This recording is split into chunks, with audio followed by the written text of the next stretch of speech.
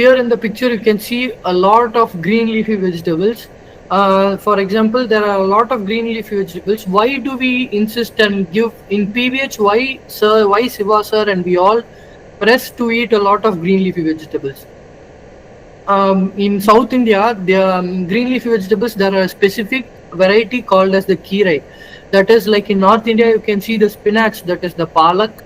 And apart from that, many these green leafy vegetables are available.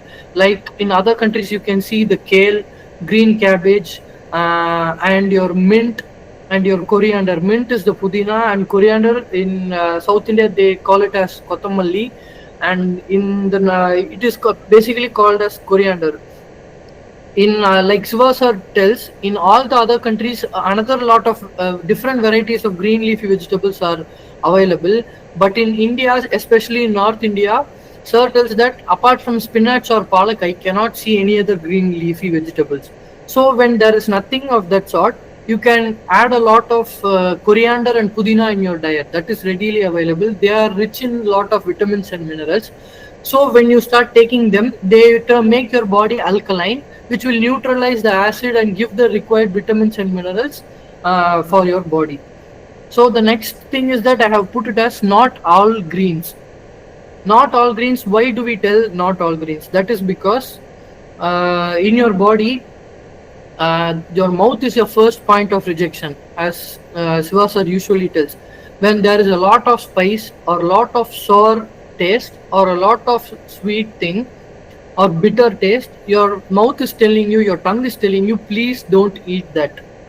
Like we would have seen in Siva sir's video also, like the camel would eat the cactus.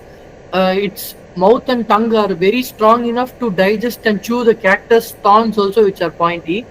But when it just takes a taste of the lemon, it just spits it out, and a lot of saliva is coming out from its mouth.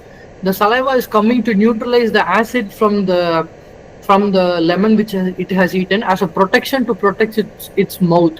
So your mouth is telling not to eat that. Because in India we have a habit of eating bitter gourd called as pavakai in South India, it's called.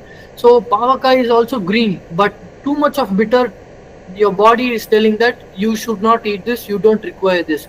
The vitamins and minerals present in the bitter gourd are present in other vegetables also. So instead of taking this one, you can take that one.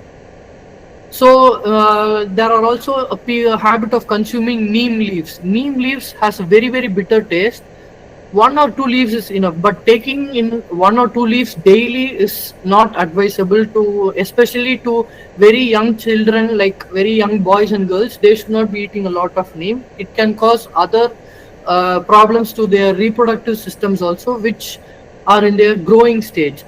So these are all the taste, the first basic thing. The taste is the first thing that your body tells whether you should eat it or not. So take specific attention to what your mouth tells you. And they are, as I told, they are in the alkaline form. When you start taking the right amounts of this, it will neutralize your acid and keep your body in the correct pH level. These green leafy vegetables have a lot of fibers. What does the fibers do? There's a separate slide in this. I'll tell you what the fiber does. But fiber is a very important component of your food, which is essential for your digestive system and for your absorption and digestion of the nutrients. The next thing is green is equal to chlorophyll, I have told. We would have seen in a lot of Siva sir's live videos telling that wherever there is green on Mother Earth, it is an indication that that place is free from dark energy. When there is dark energy in a place, Siva sir tells that there will be no greenish things and there will be no fertility there. The land is not fertile, there will be no green, like Egypt and all the deserts which sir goes and blesses for a lot of time. So when there is green, it implies that there is a lot of there are a lot of nature beings present there, and it is fertile, and it is very, what to say, like a very thriving and rich kind of energy is present. The reason is that green implies that that plant is having a lot of chlorophyll in it. What does the chlorophyll do? The chlorophyll is the green pigment which is present in the leaves. The function of chlorophyll is to convert the plants, the water and carbon dioxide which the plants take in. The water is taken from the roots, and the carbon dioxide, the leaves which we breathe out, the carbon dioxide which we breathe out, the leaves breathe in them, and through the sunlight and water and carbon dioxide, the chlorophyll in the leaves synthesize them and form glucose.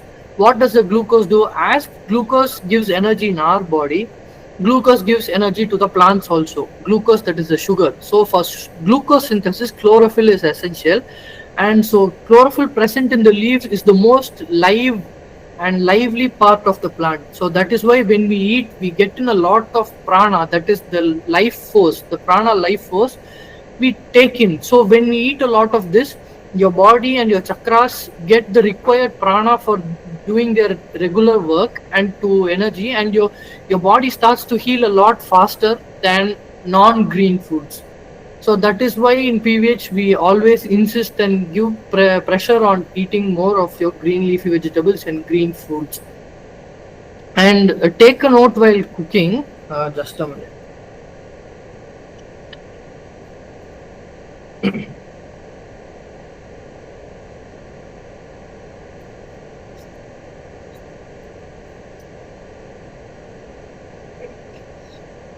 Some of the common mistakes which we all do while cooking green leafy vegetables and foods in either in our style of cooking is that, one, we either overheat it. We take a frying pan, and in the frying pan we pour oil, we pour the leaves and keep frying it and overheating it, and we also keep mashing it.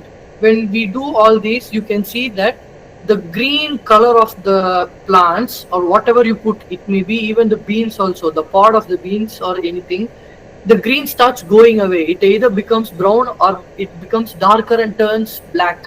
When it turns black and when the green color goes off, it is an indication that the prana present in the plant has left. The chlorophyll has been oxidized. The oxidation is the process that when you do this, when there is overheating, over cutting or mashing, when the cells of the leaf start exposing, the atmospheric oxygen starts converting them. It oxidizes it, and the green color goes off and the prana goes off.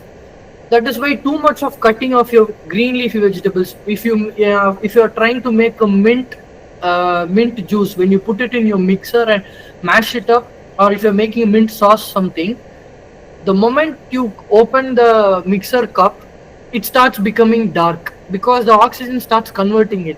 So when the green starts going off, the oxygen the prana goes off, the chlorophyll goes off. It's the essential nutrients which you have to get from that goes off. So avoid overheating, avoid over cutting or mashing it too much, and avoid putting it like exposing the cells. Like if you really need to put it in a mixer, put it just before you want to eat it.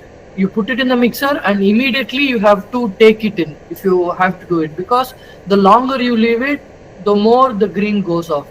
So when you start preserving the green as much as possible, that is going to give you your required prana and the goodness of the prana and the life force which you require. So kindly avoid these mistakes when you are doing. Like if you're having to eat a salad, raw spinach and raw kale, if it is not comfortable for you to chew enough, that time you can leave for one steam or put it in hot water. When they become a little soft with the green things, start putting them into your mouth and chew and then eat. That is the healthiest form of eating these green vegetables. Very old people who cannot chew or who cannot digest the green leaf vegetables, because they contain a lot of fibers, right? So for very old age people, they cannot digest it. For them, there is no other go. You have to mash it or make it as a soup or make it as a sauce or like a juice, and then you have to give it to them. Put it immediately and then ask them to drink it before the green goes off. And even when that is also really difficult, then that's when you start getting the vitamin deficiency. Then you will have to start taking supplements for your vitamins. Now coming to the fibers. fibers are a very essential component which it should be present in the required quantity in your food, because fibers constitute two types: soluble fibers and insoluble fibers. Soluble fibers can get dissolved in water, and insoluble fibers cannot dissolve. They don't dissolve in anything, and as they go into your mouth, they come out right through your anus in the same form. Why is it very important to have these fibers? Soluble fibers are present in fruits and vegetables. They slow down absorption and help carry water and electrolytes. The soluble fibers are present in fruits and vegetables. They are present in a liquid format kind of thing. When they come into contact with water, they form like a gel, like a very like a soft solid, like your paste and your jelly. You can see that kind they become. And they what do? They do this because they are very essential for they slow down your digestion and make the food stay in the digestive system for even more time, and help absorption. They make sure that all the nutrients present in the food is absorbed completely, and they carry water and also the required electrolytes. And insoluble fibers are present in your whole grains. And there is a practice of eating in India. We eat the banana stem. It is called as the tand. The banana stem has a lot of fiber. It is present in the form of like strings itself, like strands itself, that it is not it won't dissolve. When you eat it, it comes out through your anus in your fecal matter itself. So what does that do? It adds bulk to the food and to pass and to clean, and it also cleans the digestive system. Now think of this these two pictures. You can see that there is a bag of oranges present here, and it is carried by a netted bag, like a very perforated bag. This perforated bag kind of thing is the fibers. Imagine them. They are the insoluble fibers, and the orange fruits present in it are your food particles. So this is present in an atomic level in your digestive system. Inside your digestive system, food particles are the oranges, and these netted bags are the ones that they are the fibers that carry your food particles through your digestive system. They have to pull these food particles and transport, like this transport truck.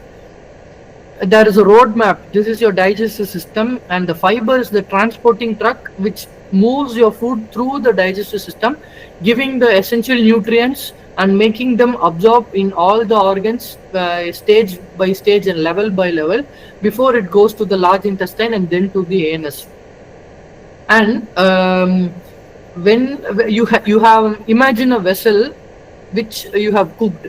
You have not washed it, and the food particles inside the vessel, when you leave it for a longer period of time, it starts depositing and it gets dried. So when you show it in your water, all these food particles will not go. So what do? You take a scrubber. If you'll take a scrubber or like a coconut. In India, they use coconut fibers for doing that. The coconut strings is there, right? And the scrubbers, what do? You take the scrubber and scratch it off the vessel to clean the vessel, right? That same thing happens inside your digestive system also.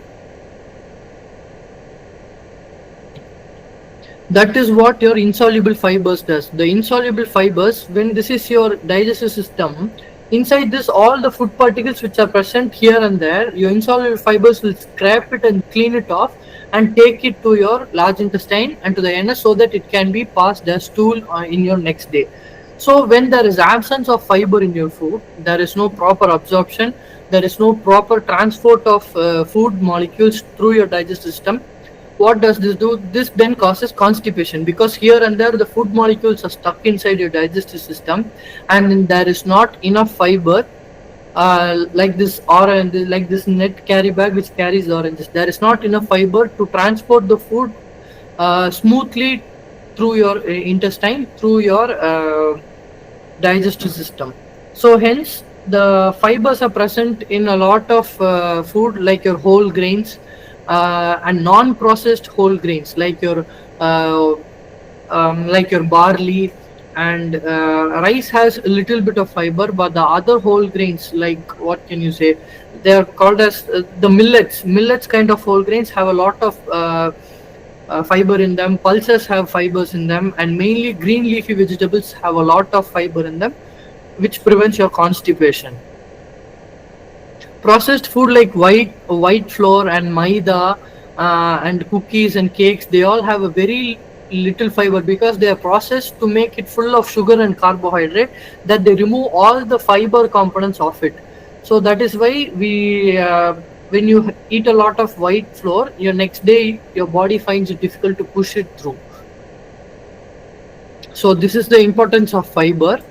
And the next thing is that we would have learned a lot about our digestive system, but we would have not, before coming to PVH, we would not be aware of our solar plexus. We would have seen Shiva sir telling everyone to heal their solar plexus chakra for every digestive system and stomach related problems or any ailments which you may have. So what is the solar plexus? The solar plexus, as I have drawn a circle and put an arrow mark, you can see a yellow kind of thing, right? The yellow color component which is present like a nerve junction, no, that is the solar plexus. The solar plexus is a nerve's meeting point where all the nerves from various components of your body, they meet at that point. That is the solar plexus. Since the word solar refers to the sun, it looks like a sun with a central ball kind of thing, and a lot of rays or components are going from the center point to various parts. So that is why it is called as solar plexus. Medically they call it as celiac plexus also. So it is the nerve's meeting point. The solar plexus connects the brain to all the main trunk organs, right from your liver, pancreas, gallbladder, and all. You can see in the picture, this one is the stomach. My pointer is circling it out. This is the stomach, and behind the stomach you can see the diaphragm, and this is here you will find the pancreas. Since it is a cross section, they have given half of the organs for your understanding, because it is present behind the stomach, the solar plexus. You can see the blue color is the vein that is going to the heart, and this bulb kind of thing, you can see, yellow color in the top left corner is your gallbladder, and this whole brown thing is your liver, and this C section, that is your duodenum, and which is going to your small intestine. And the bottom left corner, you can see there is a tube kind of thing coming, that is a large intestine. So every nerve from these organs, even your reproductive organs and your urinary organs, everything, the nerves come and meet here at this point. So this is a very important junction or meeting point of all the nerves. They connect these all to your brains. So what happens when there is a damage to this portion? Solar plexus, when there is a damage, or when you eat a lot of acidic food or coffee, or your food habits are not proper, when they all damage the solar plexus first. So when this nerve junction is damaged, there is no flow of signal between the brain and the organ. So when the gap is not filled, brain cannot send the signal to the organ, and the organ cannot send proper signal to the brain. This causes a delay in the signal delay. And so when this is happening, your brain will not receive the proper signal for for example, if there is a lot of blood sugar level and the solar plexus is damaged, your brain cannot perceive that there is a lot of blood sugar, and it cannot give the proper signal to the pancreas telling how much amount of insulin it should secrete to take the blood sugar to the cells. So not only this one, in every point of time, what food is going inside and what enzyme which organ it should secrete to digest the food, everything will get delayed, which it will start all other complications in a step-by-step process. So it is very essential to protect your solar plexus, and solar plexus is a very sensitive part. It is very sensitive to your emotions. So when you are excited, or when you are anxious, or when you are going, for example, if you are going to give a speech to a big crowd, you tend to feel a kind of a light or a flared up feeling in this portion. That thing is not butterflies in your stomach, that is exactly happening in your solar plexus. So this portion starts to flare up, and you will feel that is what the excited feeling, they call it as butterflies. That is not what is happening. Is your solar plexus is starting to send signals to your brain, and your organs are getting excited for what reaction to do it. So that time, all of these emotions, and when you are angry or when you are depressed, all of these things take a direct hit on your solar plexus. That is why when you are checking for, or when you are sensing for emotions, you can sense that when you are emotional, your solar plexus will go. Your solar plexus energy will start going when you sense it. This is the reason why this is happening. So when, like as Shiva sir tells us to heal your solar plexus chakra and your physical stomach, when you're healing your solar plexus chakra also, the next step, please heal your solar plexus. So for example, when you're doing, you can say healing one, please heal and condition my solar plexus chakra and my solar plexus. Then go 1 2 3 stop, 1 2 3 stop. First your solar plexus chakra, then your solar plexus. When you start healing your solar plexus, that nerve portion also, then after that healing your organs becomes a lot easier. Your body starts to heal your organs a lot easier. This I have seen it in my own experience, because when there is a lot of acidity or digestive problem, after you heal your chakra, when you start healing your solar plexus, even a lot more faster, all the pain starts going away, and the digestive or the difficult feeling, uncomfortable feeling goes away even a lot more faster. So this I wanted to share with you all. So please heal your solar plexus also. Please make a note of it to heal that. The next